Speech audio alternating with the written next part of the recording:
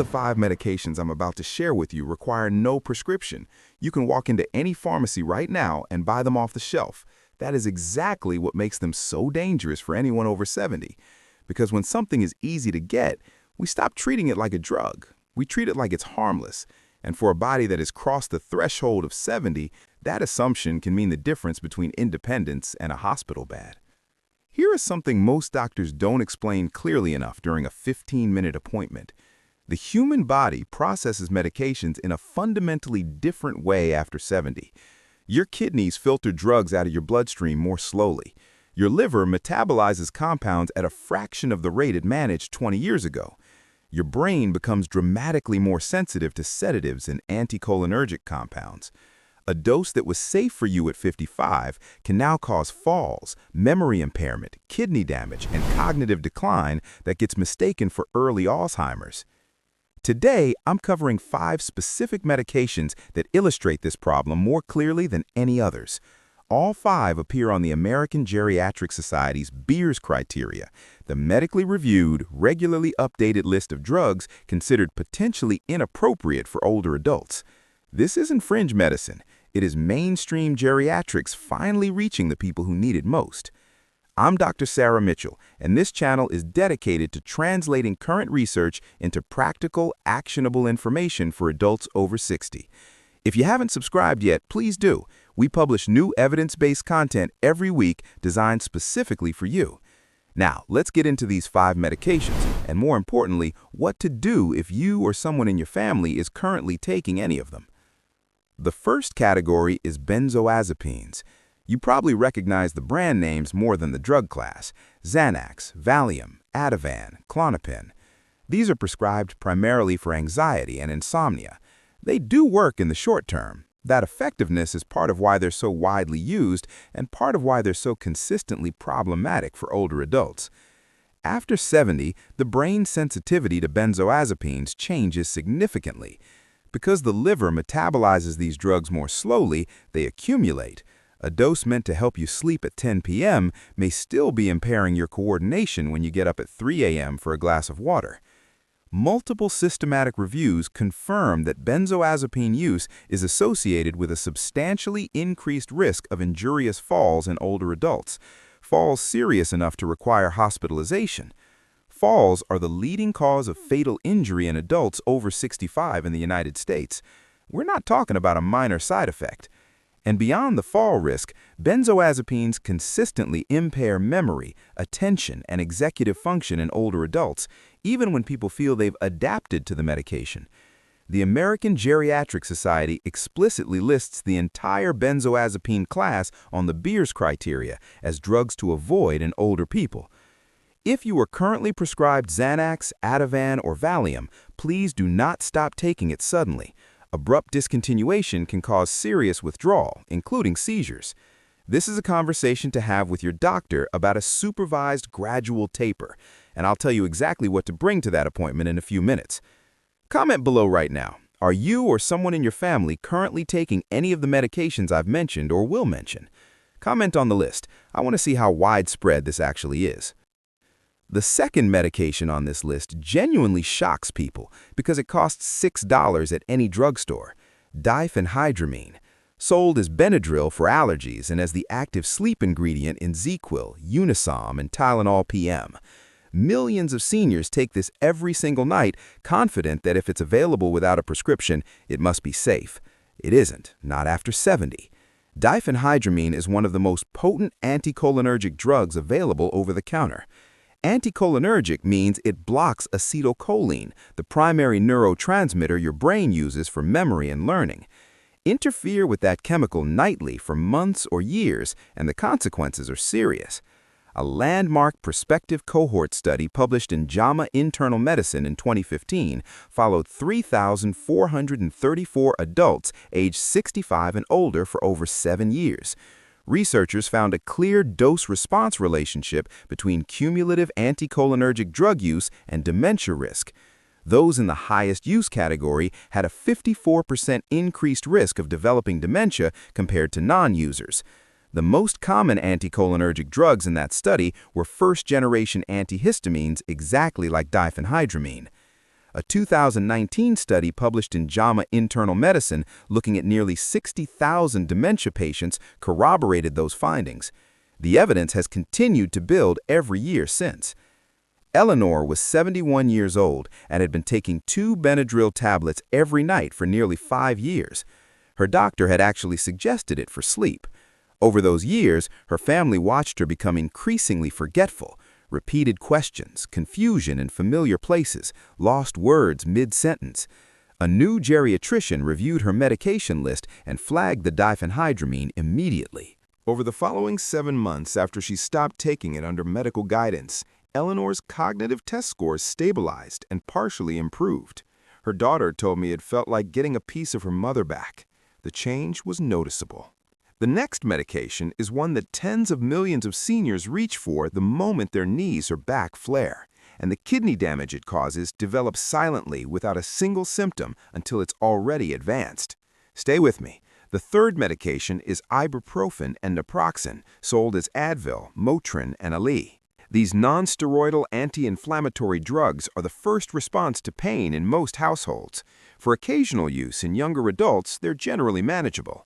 For regular use in adults over 70, the risk profile changes entirely. Your kidneys are responsible for filtering these drugs from your bloodstream. After 70, kidney function has typically declined by 40 to 50% compared to young adulthood. When ibuprofen circulates in a body with already reduced kidney function, it lingers much longer, hits much harder, and progressively damages the tissue responsible for clearing it. The 2023 update to the American Geriatrics Society Beers criteria specifically reinforced the need for renal function-based dose adjustments for NSAIDs, recognizing how frequently this class causes acute kidney injury in older adults. The gastrointestinal risk is equally serious. The stomach lining becomes more fragile with age, and NSAIDs directly impair its protective barrier. According to the NIH, older adults who use NSAIDs regularly are 3 to 5 times more likely to develop a serious gastrointestinal bleed than younger users, and those bleeds are far more dangerous in someone over 70. For anyone with heart disease or high blood pressure, NSAIDs additionally raise blood pressure and increase fluid retention, elevating heart failure risk. This is the trifecta that makes ibuprofen and naproxen particularly dangerous as a daily or near-daily habit after 70. Tell me in the comments, do you currently use ibuprofen or naproxen for pain? Comment yes or no below, because I'm going to tell you what works better for senior joint pain without any of these risks. Coming up shortly, the fourth medication is prescribed to roughly 10 million Americans annually for sleep, Zolpidem, sold as Ambien. The FDA issued a specific safety communication about this drug in older adults, noting that elderly patients can have far higher blood concentrations of Zolpidem the morning after taking it compared to younger users taking the same dose. This means they're still pharmacologically sedated when they wake up without knowing it. They feel like themselves. They don't feel drugged, but their coordination and reaction time are compromised. Research consistently finds that Zolpidem use is associated with nearly twice the risk of hip fracture in older adults. Hip fractures in adults over 70 carry a 1-year mortality rate of 20 to 30%. That means up to 3 in 10 seniors who break a hip may not survive to the following year, often due to complications like blood clots or pneumonia during recovery. And there's an additional problem. Zolpidem suppresses the deep restorative stages of sleep while increasing lighter sleep stages, so you fall asleep faster, but you wake up less restored, which drives continued use, higher doses, and dependency. It solves nothing, it just changes the shape of the problem. The fifth medication surprises more people than any other on this list. Proton pump inhibitors, omeprazole, Prilosec, Nexium, Prevacid. These are among the most widely prescribed drugs in the world, and for short-term use, 4 to 8 weeks, they're appropriate and effective for acid reflux and stomach ulcers. The problem is that most seniors aren't taking them for 8 weeks. They've been on them for years, sometimes decades, without any reassessment. Long-term PPI use after 70 quietly depletes 2 critical nutrients. First, vitamin B12. Your stomach acid is essential for absorbing B12 from food. Suppress that acid for years, and B12 absorption drops sharply. Research published in JAMA found that long-term PPI use was associated with a 65% higher risk of B12 deficiency. In seniors, severe B12 deficiency causes peripheral neuropathy, the tingling and numbness in hands and feet, as well as cognitive decline that mimics dementia. Second, magnesium. The FDA issued a specific safety communication warning about hypermagnesemia, meaning dangerously low magnesium, in long-term PPI users. Low magnesium affects heart rhythm and nerve signaling in ways that compound other cardiac and neurological risks in older adults. Robert was 76. He had been on omeprazole for 9 years, originally prescribed for an ulcer that had resolved long before. He'd been living with severe foot numbness and what his family called a fog he couldn't shake. His B12 came back critically low. His geriatrician tapered him off the PPI over 8 weeks, started aggressive B12 replacement therapy, and shifted his reflux management to dietary changes and a safer alternative medication. 4 months later, the neurological symptoms were clearly improving. 9 years of a prescription that was no longer necessary, caught with one thorough medication review. Here is exactly what to do after watching this. First, write down every medication you take, prescription and over-the-counter. Yes, include Benadryl, the Advil, the Prilosec. Over-the-counter does not mean safety.